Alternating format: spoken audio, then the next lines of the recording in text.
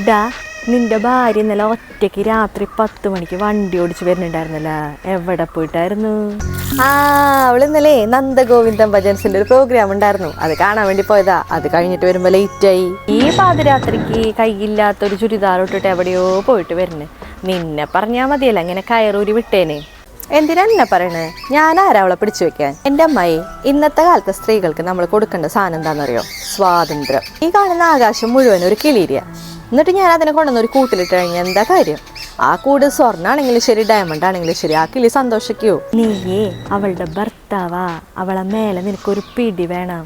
ഇങ്ങനെ എല്ലാത്തിനും തുള്ളിച്ചോണ്ട് നടന്നാലേ നന്നാവും. പിന്നെ തുള്ളി തുള്ളി തുള്ളി അങ്ങോട്ട് പോവും അവള്. അവളോട് അങ്ങോട്ട് പോവരുത് ഇങ്ങോട്ട് പോവരുത് എന്നൊക്കെ പറയാൻ ഞാൻ ആരാ? എന്നെ പോലെ തന്നെ അവളും ഒരു വ്യക്തിയാ.